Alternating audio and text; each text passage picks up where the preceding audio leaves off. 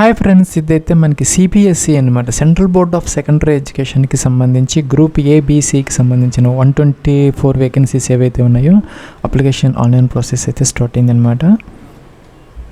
Friends, మనకి 2 December start అయింది. ఇంకా 22 డిసెంబర్ 2025 వరకు మనకి టైం అయితే ఉందన్నమాట. అప్లికేషన్ ఫామ్ సబ్మిట్ చేసుకోవడానికి as well as fees pay చేసుకోవడానికి కూడాను సేమ్ డేట్స్ అప్లికబుల్ అయితే అవుతాయి. ఫ్రెండ్స్, ఇదైతే అప్లికేషన్ ఫామ్ అనమాట. ఇక్కడైతే 4 స్టెప్స్ అయితే ఉంటాయి అనమాట. మొదట అయితే ఇక్కడ రిజిస్ట్రేషన్ అయితే అవ్వాలి. కింద మనకు లింక్ అయితే ఉంది అనమాట. ఇక్కడ న్యూ రిజిస్ట్రేషన్ అని మొదటైతే తీసుకోవాలి. ప్లస్ ఇక్కడైతే మనకి డౌన్లోడ్ డీటెయిల్ అడ్వర్టైజ్మెంట్ ఉందన్నమాట. ఇది అయితే డౌన్లోడ్ చేసుకుని మీరు ఒకసారి అయితే చెక్ చేసుకోవచ్చు. అప్లై చేసాను. ఫీజు అయితే ఇక్కడ ఇచ్చారనమాట. మన మల్టిపుల్ పోస్టులకి అయితే అప్లై అయితే చేసుకోవచ్చు. అయితే గ్రూప్ ఏ పోస్టులకి వచ్చేసరికి మనకి అప్లికేషన్ ఫీజు ప్లస్ ప్రాసెసింగ్ కలుపుకొని 1750 రూపీస్ అయితే ఇచ్చారు. ఇంకా గ్రూప్ బీసీకి సంబంధించి 1050 రూపీస్ అయితే అప్లికబుల్ అయితే అవుతుంది అనమాట. దాని ప్రకారం మీరు ఎన్ని పోస్టులు సెలెక్ట్ చేసుకుంటే అంత ఫీజు అయితే లాస్ట్లో పే చేయాల్సిన అవసరం అయితే ఉంటుంది అనమాట. ఇంకా చూసుకుంటే కిందకి ఇక్కడ టిక్ ఆన్ చేయాలన్నమాట. టిక్ ఆన్ చేస్తే ఇక్కడ క్లిక్ హియర్ టు ప్రొసీడ్ అని బటన్ వచ్చింది. దీని మీద క్లిక్ అయితే చేయాలి. ప్లస్ ఇక్కడ 10th మెంబర్స్ ప్రకారం మీ యొక్క ఫుల్ నేమ్ అనమాట. దాంట్లో ఎలా ఉంటే ఇక్కడ యాజ్ టీజ్గా ఇక్కడ ఎలాగైతే ఎంటర్ అయితే చేసుకోవాలన్నమాట. ఇక్కడ సరే మీకు father's name as per 10th class members ఇక్కడ మనకి టూల్ టిప్ అయితే వస్తుంది అనమాట. Father's name must be exactly entered in high school. So ఇక్కడ మీకు ఫాదర్స్ నేమ్ అయితే ఎంటర్ అయితే చేసుకోవాలి. అలాగే మీకు మదర్స్ నేమ్, అలాగే డేట్ ఆఫ్ బర్త్ అనమాట. క్యాలెండర్ ఇచ్చారు. దీని నుంచి డే, మంత్, ఇయర్ అనేది మనం సెలెక్ట్ అయితే చేసుకోవాలన్నమాట. ఈ విధంగా ప్లస్ ఏజ్ పర్టికులర్స్కి సంబంధించి మనకి ఇక్కడ నోటిఫికేషన్లో పోస్ట్ అగెనిస్ట్ ఉందన్నమాట. చూసుకోవచ్చు ఇక్కడ. దాని ప్రకారం జూనియర్ అసిస్టెంట్, అలాగే దీనికి సంబంధించి 27 ఇయర్స్ అనమాట. గ్రూప్ సికి సంబంధించి, గ్రూప్ బికి సంబంధించి 30 ఇయర్స్, అలాగే గ్రూప్ ఏలో కూడా మనకి అసిస్టెంట్ ప్రొఫెసర్ 30 ఇయర్స్ అనమాట. అలాగే మిగతా వాటికి 35 ఇయర్స్ వరకు కూడాను మనకి ఏజ్ లిమిట్ అయితే ఉంటుంది. మన ఏజ్ రిలాక్సేషన్స్ అనేది యాజ్ యూజువల్గా అప్లికబుల్ అయితే అవుతాయి. దాని ప్రకారం మీ యొక్క ఏజ్ అనేది ఇక్కడ సెలెక్ట్ అయితే చేసుకోవాలన్నమాట. ఇలాగా ఇంకా చూసుకుని జెండర్ మేలా ఫీమేలా, అలాగే ఐడెంటిటీ టైప్ అని ఇక్కడ మనకి ఐడి కార్డ్ కోసం అయితే pan card, passport, voter ID, అలాగే ration card, bank passbook, driving license, ఇంకా కూడా any other valid government identity with photograph ఉన్నది ఏదైనా అలౌ అయితే చేస్తారనమాట. సో సెలెక్ట్ అయితే చేసుకోవాలి. సపోజ్ ఈ విధంగా దాని నెంబర్ అయితే ఇక్కడ మనం ఎంటర్ అయితే చేయాలన్నమాట. అన్నీ కూడా సేమ్ కాలమ్స్ అదే సీక్వెన్స్లో ఇక్కడ మనం మిస్టేక్స్ లేకుండా కన్ఫామ్ అయితే చేసుకోవాలన్నమాట. సో ఇక్కడ మీ యొక్క నేమ్ పైన యాస్టీజ్గా పైన ఎలా ఎంటర్ చేశారో అదే విధంగా ఎంటర్ చేస్తే సరిపోతుంది. అలాగే మీ యొక్క ఫాదర్స్ నేమ్ అనమాట, అలాగే మీ యొక్క మదర్స్ నేమ్, అలాగే డేట్ ఆఫ్ బర్త్ అనమాట. డేట్ ఆఫ్ బర్త్ కూడాను ఇక్కడ సెలెక్ట్ అయితే చేసుకోవాలి.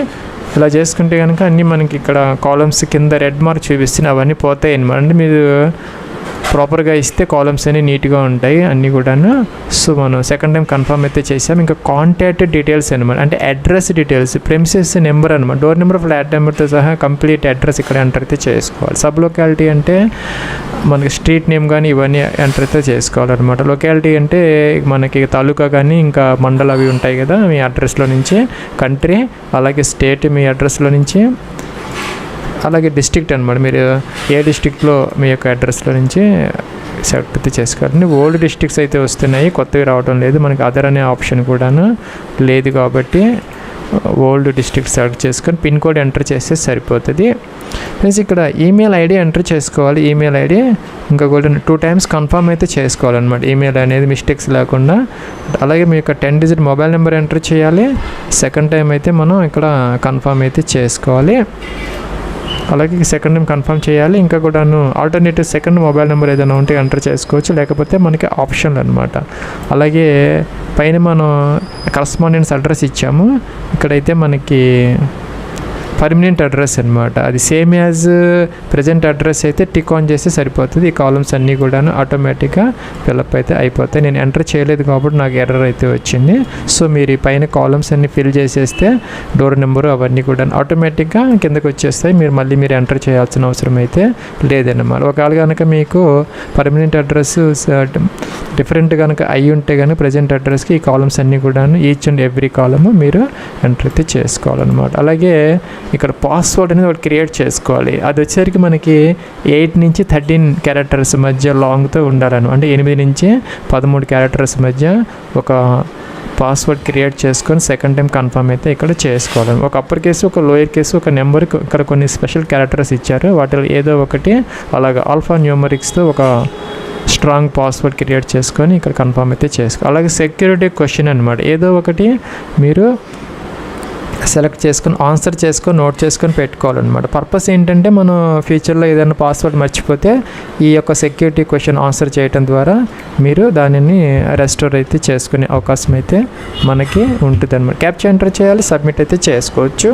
ఫ్రెండ్స్ నెక్స్ట్ ఇలా వస్తుంది అనమాట. అంటే మీకు ఇక్కడ ఇప్పటివరకు ఎంటర్ చేసినటువంటి డీటెయిల్స్లో ఏదైనా కనుక మిస్టేక్స్ ఉంటే మీరు ఇది క్లోజ్ చేసుకొని ఇక్కడ మనకి ఎడిట్ రిజిస్ట్రేషన్ ఫామ్ అని ఉంది, దాని మీద క్లిక్ చేసి మీరు ఎడిట్ అయితే చేసుకోవచ్చు అనమాట. సపోజ్ మీకు అన్ని కనుక ప్రాపర్గా ఉన్నాయి అనుకుంటే ఇక్కడ మనం దీన్ని క్లోజ్ చేసుకున్న తర్వాత ఏం చేయాలంటే ఇక్కడ మనకి మై నేమ్, మీ నేమ్ చెక్ చేసుకోవాలి, ప్రాపర్గా ఉంటే టిక్ ఆన్ చేయాలి. అలాగే date of birth, address, gender, father's name, mobile number, అలాగే మదర్స్ నేమ్, ఈమెయిల్ అన్నీ ప్రాపర్గా ఉంటే ఐ అగ్రీ అనాలి. ఇక్కడ submit and send OTP to verify mobile number, దీని మీద క్లిక్ చేస్తే మీకు మొబైల్ నెంబర్కి ఒక ఓటీపీ అనేది వస్తుంది అనమాట. అది మనం ఎంటర్ చేయడం ద్వారా ఆ మొబైల్ నెంబర్ని వెరిఫై అయితే చేసుకోవచ్చు. ఫ్రెండ్స్ ఇక్కడైతే మనకి ఎడిట్ ఆప్షన్ ఉండదు అనమాట, ఎందుకని ఇవన్నీ రిజిస్ట్రేషన్ ఫామ్ డీటెయిల్స్ కాబట్టి అప్లికేషన్ ఎడిటింగ్ ఉంటుంది కానీ రిజిస్ట్రేషన్ ఫామ్ డీటెయిల్స్కి ఎడిటింగ్ ఉండదు. సో ఈ కాలమ్స్ అన్నీ నాన్ ఎడిటబుల్ కాబట్టి తర్వాత సో ఇక్కడ ఎడిట్ రిజిస్ట్రేషన్ ఫామ్ అని ఒక ఆప్షన్ ఇచ్చారు కాబట్టి మనం చెక్ చేసుకొని అన్నీ కూడా ప్రాపర్గా ఉన్నాయా లేదా అనేది తర్వాత మాత్రం టిక్ ఆన్ చేసి ఐ అగ్రీ అనేసి సబ్మిట్ అయితే మీరు చేసుకోవాలి. నెక్స్ట్ ఇలా వచ్చింది అనమాట, ఎస్ అనాలి.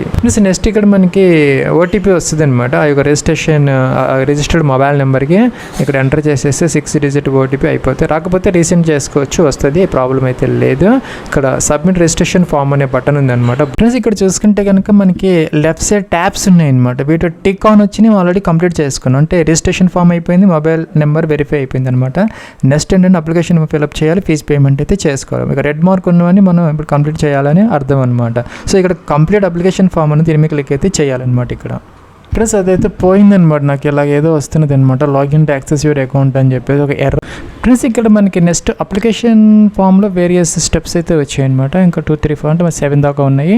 నెక్స్ట్ ఏంటంటే ఇక్కడ దీని మీద క్లిక్ అయితే చేయాలి, లేకపోతే ఇక్కడ కింద ఒక బటన్ ఉంది అన్నమాట, పర్సనల్ డీటెయిల్స్ అని.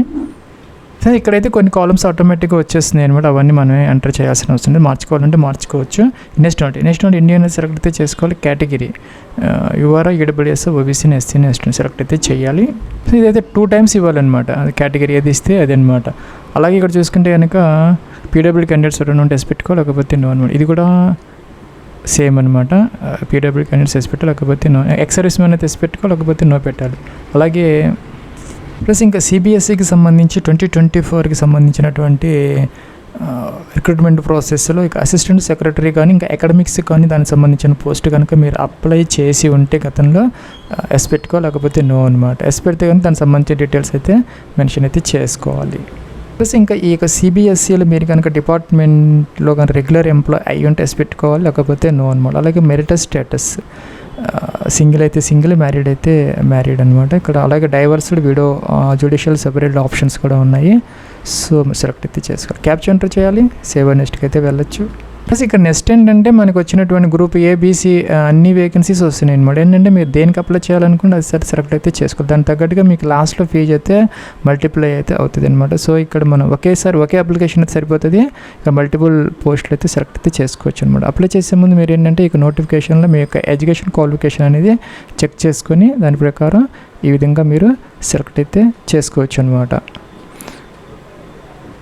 ప్లస్ అలాగే ఇక్కడ ఎగ్జామినేషన్ సిటీ చాయిసెస్ కోసం 4 ఆప్షన్స్ అయితే ఇస్తున్నారు. మొదట ఏంటంటే మనకి ఆ సెంటర్ అనేది ఏ స్టేట్లో కావాలంటే ఆ స్టేట్ సెలెక్ట్ చేసుకో, దానికి సంబంధించినటువంటి ఆప్షన్స్ అయితే వస్తాయి. గుంటూరు ఒకటే ఉంది, ఆంధ్రప్రదేశ్కి సంబంధించి విజయవాడ మాత్రమే ఉంది. ఇక్కడ మనకి తెలంగాణ ఆప్షన్ అయితే లేదనమాట, తెలంగాణ ఆప్షన్ లేదు. సో ఆంధ్రప్రదేశ్లో అయితే ఉన్నది విజయవాడ అనమాట.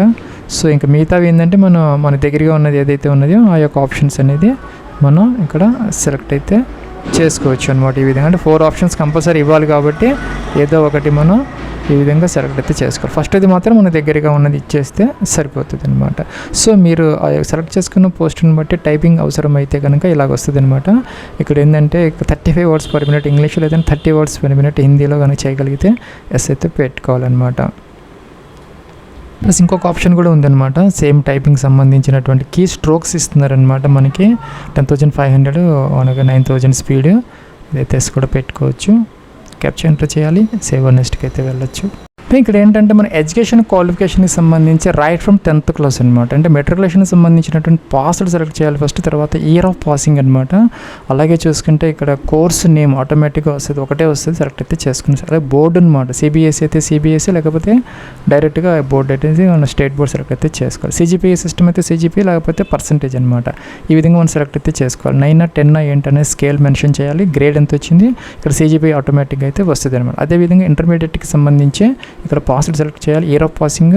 అలాగే ఇక్కడ చూసుకుంటే కనుక 2 ఆప్షన్స్ ఉన్నాయన్నమాట. ఏంటంటే ఇంటర్మీడియట్లో డైరెక్ట్ ఇంటర్మీడియట్ అయితే కింద ఆప్షన్ తీసుకోవాలి, లేదంటే ఇక్కడ కొన్ని సబ్జెక్ట్స్ ఉన్నాయి, ఎకనామిక్స్, కామర్స్, ఇలాంటి ఫైనాన్స్, బిజినెస్ అడ్మినిస్ట్రేషన్, ట్యాక్సేషన్ లాంటి వాటిల్లో అంటూ ఆ యొక్క సబ్జెక్ట్స్లో ఒక వన్ ఆఫ్ ద సబ్జెక్ట్గా మీరు ఇంటర్మీడియట్ చదువుకుంటే పై ఆప్షన్ తీసుకోవాలి, లేదంటే జనరల్ ఇంటర్మీడియట్ అయితే కింద ఆప్షన్ తీసుకుని సరిపోతుంది అనమాట. సో బోర్డు సెలెక్ట్ చేసుకోవాలి, సిజిపిఏ ఏంటనేది. అలాగే చూసుకుంటే ఇక్కడ మ్యాక్సిమం స్కేల్ పాయింట్ అనమాట. అలాగే మీకు వచ్చినటువంటి గ్రేడ్ పాయింట్ ఇక్కడ సిజిపిఏ అనేది ఆటోమేటిక్గా క్యాలిక్యులేట్ అయిపోయి వచ్చేస్తుంది అనమాట. ఇంకా డిగ్రీకి సంబంధించి కూడా ఇక్కడ మీకు నాట్ అప్లికేబుల్ అయితే నాట్ అప్లికేబుల్ తీసుకోవచ్చు. ఆ పోస్ట్కి సంబంధించి కనుక మీకు ఎసెన్షియల్ క్వాలిఫికేషన్ కాకపోతే వదిలేయచ్చు, లేకపోతే పాస్డ్ సెలెక్ట్ చేసుకోవాలి, ఇయర్ ఆఫ్ పాసింగ్. అలాగే ఇక్కడ యూనివర్సిటీ నేమ్, కోర్సు నేమ్ అనమాట. డైరెక్ట్ బ్యాచెస్ డిగ్రీ అయితే ఫస్ట్ ఆప్షన్ తీసుకోవచ్చు, లేదంటే కనుక అదర్ ఎకనామిక్స్, కామర్స్ సంబంధించిన సబ్జెక్టు కనుక డిగ్రీ ఉంటే తీసుకోవచ్చు. ఇదన్నమాట సెలెక్ట్ అయితే చేసుకోవాలన్నమాట. సో అలాగే ఇక్కడ సిజిపిఏనా ఏంటనేది అదేవిధంగా సేమ్ అనమాట, పైలాగానే క్యాప్చర్ ఎంటర్ చేయాలి, సేవ్ నెక్స్ట్కి అయితే మనం వెళ్ళొచ్చు అనమాట. సో ఇక ఎర్రర్ వస్తుంది అనమాట. ఏంటంటే ఇక్కడ పీజీ మనకి అప్లికబుల్ కాదు కాబట్టి నాట్ అప్లికబుల్ సెలెక్ట్ చేయాలి తప్పనిసరిగా. సో అప్పుడు అవన్నీ కూడా డిజిబుల్ అయిపోతాయి. సో ఆటోమేటిక్గా మనం ముందుకు వెళ్ళిపోవచ్చు.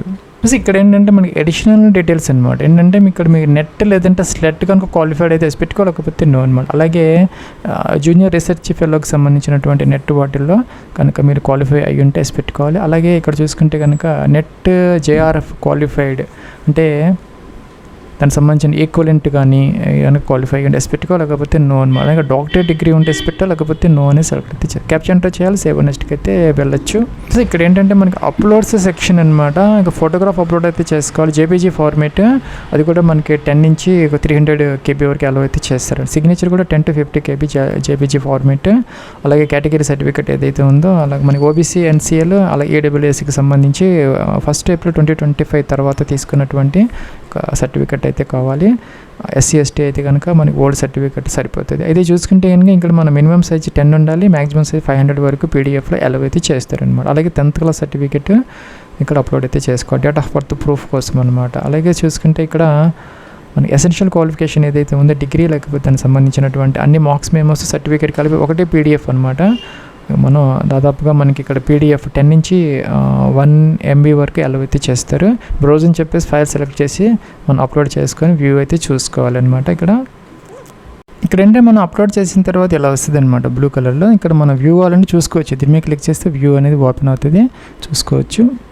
నెక్స్ట్ అంటే మీరు క్యాప్చర్ ఎంటర్ చేయాలి, సేవ్ నెక్స్ట్కి అయితే వెళ్ళొచ్చు. ఫస్ట్ ఇక్కడ ఏంటంటే మనకి డిక్లరేషన్ అనమాట. పై ఇవన్నీ కాలమ్స్ అన్నీ మనం చెక్ చేసుకొని టిక్ ఆన్ చేయాలి. అంటే డిక్లరేషన్ తర్వాత మనం చేంజ్ చేసుకునే అవకాశం లేదు కాబట్టి అన్నీ చెక్ చేసుకొని అన్ని ప్రాపర్గా ఉంటే ఇక్కడ ఐ అగ్రీ అనాలి, ఇక్కడ ఫైనల్ సబ్మిట్ అయితే చేసుకోవచ్చు. ప్లస్ ఇక్కడ ఏంటంటే అన్ని ట్యాబ్స్ అయిపోయినాయి, ఫీజ్ పేమెంట్ ఉన్నది, ఇంకా అలాగే వెరిఫై ఈమెయిల్ ఐడి ఉంది అనమాట. ఇక్కడ ఏంటంటే ఎడిట్ అప్లికేషన్ ఫామ్ అనేది ఎడిట్ అయితే చేసుకోవచ్చు. ఇప్పుడు వరకు మనం ఎంతవరకు ఎంటర్ చేసినట్టు అన్ని కాలమ్స్ కూడా ఎడిటబుల్ అనమాట. తర్వాత అయితే ఎడిట్ ఆప్షన్ ఉండదు.